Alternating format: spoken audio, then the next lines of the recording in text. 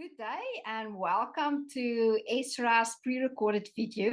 I'm Mariëtte Jacobs, the Managing Director of Ezrah Community Training and Development, and I'm very privileged to have an interview with Janique today.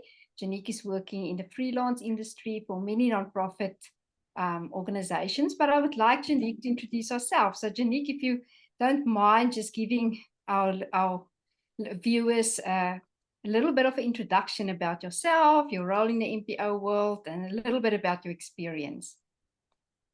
Yes, thank you so much, Mariëtte. So I am a creative freelancer with an established brand called Community Creative.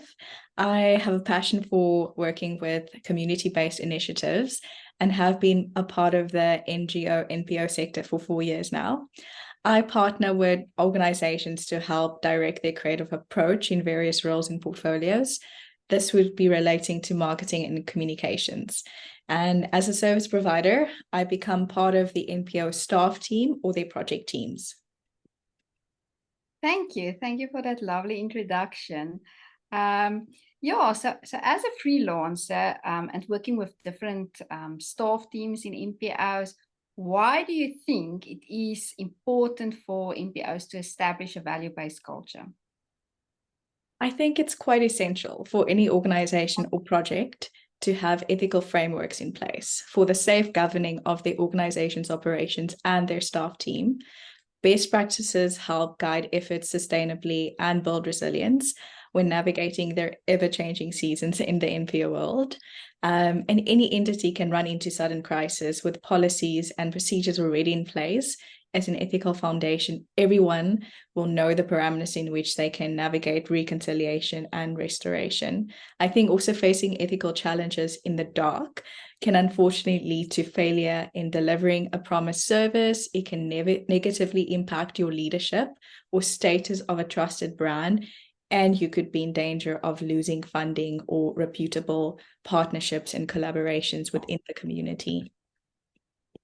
Wow. And do you mind maybe sharing a few examples of where you did work with NPOs that had good ethical foundations in place and how that helped you to feel secure, to feel part of the team, to be more productive, to really add value to that organization? Yes. So the first thing I'm thinking of is actually from my side. When I was starting out as a freelancer, I just took on projects and roles, and I also didn't have anything in place to safeguard myself in my service delivery. So I think the first thing in place in entering any relationship is to have an agreement in place after a conversation of what is going to be offered or what is needed for that organization. So a service level agreement is something that freelancers will need in place, signed by both you and your organization's either director or manager that will be in line for managing you and your project or department. And then rules of engagement, which is something recently that I'm also being made aware of. And so it also enforces mutual respect in both your role and what your role would look like entering a team or project. And I also think that it's very important to safeguard your role as an outsider of the organization and the different boundaries that could potentially overlap and the different roles and responsibilities that could potentially overlap. I think what helps me feel safe is once those things are in place, it's good to refer back to them and to keep having conversations around what could be expected of you that might not be included. And it also is a bit of, concrete evidence for why you're saying what you're saying, instead of having the relationship be the first motivator for why something should or should not be done. Right. And apart just from having formal structures like maybe a service level agreement in place, what role can the leadership of the NPO play in kind of creating that value-based culture and maybe that value-based engagement with stakeholders such as service providers to the organization? I think it's good for any organizational company culture to have strong leadership. And I think something that is not necessarily something tangible, but more physical, like being a good role model and having good, subjective and personal ethical values in place that could sort of be something contagious for the culture of the organization. I think being trained and also open to being equipped and equipping your staff is also very important. And I think it's more than a job. So for everyone who's in a team or in part of leadership, I think having room or space to get together and actually have conversations about the general well-being of your staff team or the organization, and how people actually interact inside and outside with the brand, and also the specific role players that are internal role players or external role players. And in working with different NPOs, can you actually pick up from the way that the staff behave, or maybe even the leadership behave, where you can you give examples maybe of how you can see there is a strong value-based culture in place, or maybe there isn't a strong value-based culture in place? Yes, definitely. From personal experience, unfortunately, I have observed that if there's any pause or disruption in the services or engagement, it is probably stemming from something internally, that staff teams are not well informed, they can't answer questions, or maybe some of the needs actually aren't addressed in their specific role or in the responsibilities given to them. And that means that there is sort of an unhappiness that can present itself, or even be demotivated to do work well. And that could go on for months or even years. And it often arises because there's such a saturation of roles and responsibilities within organizations, but because of the nature of income relying solely on funding sometimes, is that one person might do 3 or 4 people's roles, and that could also lead to fatigue and burnout. So that influences the services, it influences company culture, organizational culture, and overall engagement with their stakeholders and beneficiaries in the community. Thank you. And for you've mentioned funding, can you think of maybe other types of pressures that can put pressure on the organization to move away from their value-based culture, or that can really test the value-based culture to the core? So I think when pressures arise in any organization or staff team, it could be easy to choose the easy way out, and that easy way out could look like something unethical. And often that could be not following through on a service promise, being late in even paying your staff team because there's a financial crisis that the organization is running into. And these are all because there maybe isn't ethical frameworks in place, or the implementation of ethical frameworks is not carried through to every single area of the organization. And that's quite unfortunate. Which I've also witnessed is that the pressure of securing funding is a big thing that organizations sit with, and the pressures of funding seasons. But from that flows unhappy staff or service providers. And because of that, depending on the staff team or service provider and the long-standing relationship with their management, it could influence the way they respond to the brand internally, externally, and how they're motivated to continue engaging at the way that's quality for the service they're offering and ethical for the standard that they need to uphold.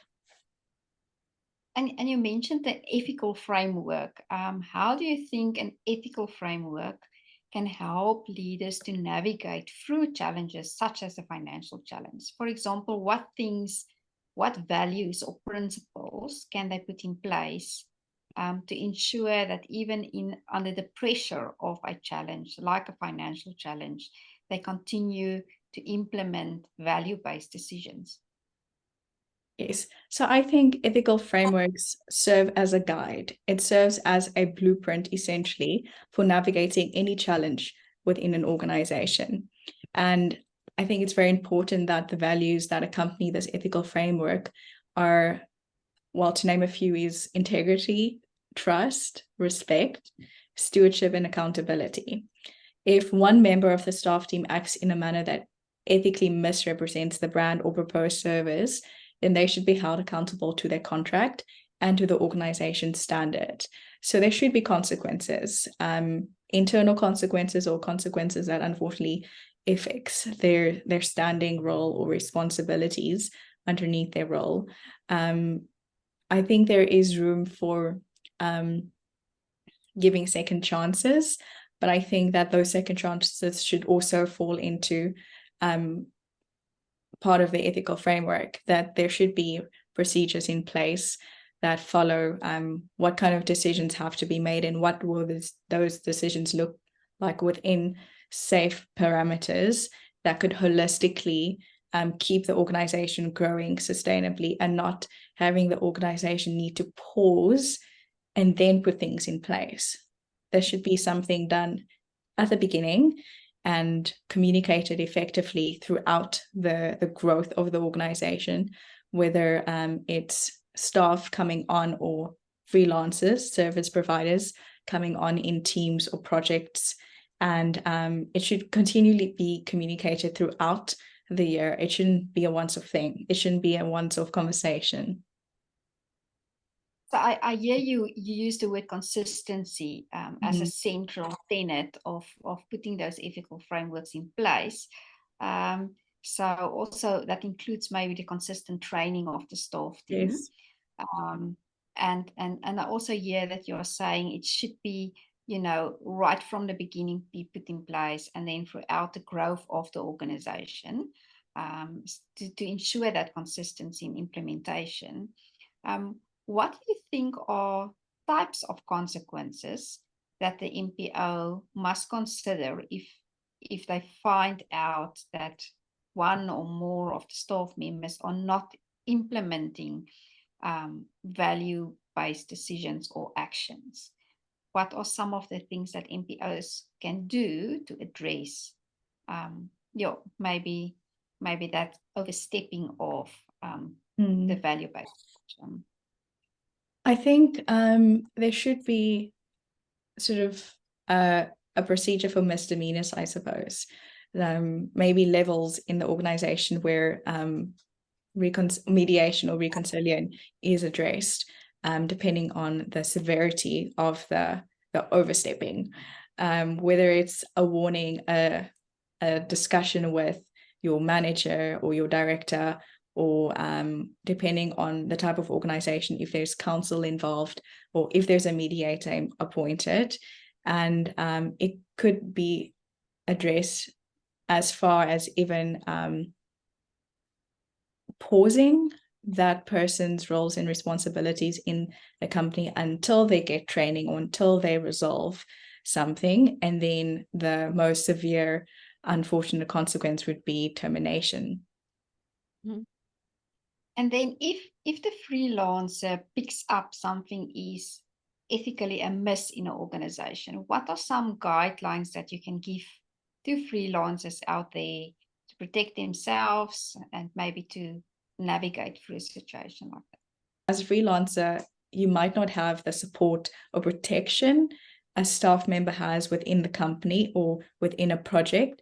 So it might be helpful to consult someone externally who can advise on some ethical procedures. And if you have the basics in place, you can always refer back to that and be confident in bringing that communication up, whether you have a service level agreement in place or rules of engagement in place, or even invoices. If it's something financial, you can bring that up with the business manager or the even director of the organization, which is most of the time who I tend to work with, the management or direct executive leadership of the organization. And I think it's also very helpful to not just let things slide because you might end up staying a lot longer. And if your boundary is crossed once, most of the time, and probably you're guaranteed for that to happen again.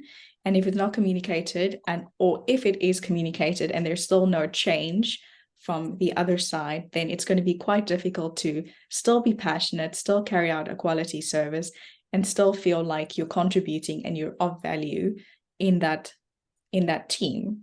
And that's quite important, because most of the time as a freelancer, you're on your own. So you are your own team to a large degree, and you have to navigate the waters of, you're engaging on all levels, essentially, from managing the relationship to doing the work and then requesting or sending your invoice out. So those are just three main levels of what your role would be as a service provider or freelancer.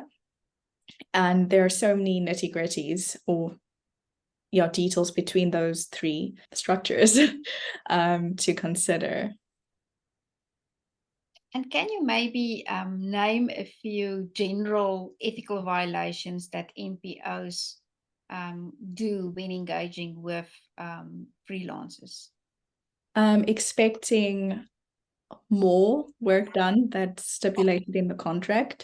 So that would be more roles and responsibilities, more hours. And unfortunately, freelancers don't get paid a lot. There's no competition to corporate salaries or retainers. So the amount that the freelancer in the NPO sector will get paid is a lot less than in the corporate industry. So often this is exploited, and even late payments, because the thing of funding being a seasonal thing, and if funding procedures aren't respected, then that influences everyone, including the freelancer. And normally you are the last to get paid. And because I'm also in a role that's more creative, so in the marketing communications field, that is the first thing in a budget normally to get cut, because it's considered not as important as is the rest of the operations of an organization. And what important recommendations can you give NPO leaders to engage ethically with freelancers? I think it's actually a lot of personal work that you'll need to do to consider that we're as important as the rest of your staff team, and that the power dynamics between me and you is not that the one is lesser or greater than the other, is that we're equally, championing your vision, and we're equally passionate about the work that you're doing, and that our service is important and necessary because we're the ones, probably most of the time, doing the work that tells your story. We're in the copywriting, we're in the visual creation, we're in the communications. And though it's not a service that's needed 24/7, it's a service that's quite essential for the work being done throughout different portfolios and departments. And now that we've established kind of the importance of the ethical engagement between the NPO and freelancers, in your experience, do many NPOs put intentional ethical practices in place? For example, do they do training on ethics? Do they train their staff on ethics? Or do you think that's maybe a gap that should be addressed within the civil society sector? I think it's a gap. Unfortunately, I haven't seen that in the NPOs I've worked with thus far. I think there are versions of training, but it's not explicitly ethical training. Training for ethical frameworks and implementation of ethical procedures and policies. And many of us don't actually know how that would look like until we get to a point where we run into a crisis and now we need to address it. And then we realize, oh, we don't actually have this in place. So it becomes a back to front thing where maybe 5 years down the line, you're your organization has been already established, and you realize that there's some gaps in how you need to address something, and then you have to work your way back. So it's very important that any organization commit themselves to time to train and empower their staff, especially their leaders, with a best practice procedure. Yeah, sure. Thank you. You've really shared a lot of practical insights. So maybe in conclusion, do you have any final thoughts or recommendations that you would like our viewers to know? Yes, I think it's very important to consider that we're all here to live out our redemptive purpose, and that means that we're going to come alongside others in their redemptive purpose. And with that being said, I think it's really important to consider that we're not saying you're doing the wrong thing by not having something in place. We're saying here's something that could help, accelerate your growth and also help build organizational resilience and resilience in any project team or any staff team. And we want to respect each other, and we want to also celebrate with each other in growth and offering sustainable service delivery. Thank you. Thank you. I think this was very insightful, Janique. We want to thank you for your time and many blessings for your work as a freelancer. May you really grow from strength to strength. Thank you so much, Mariëtte.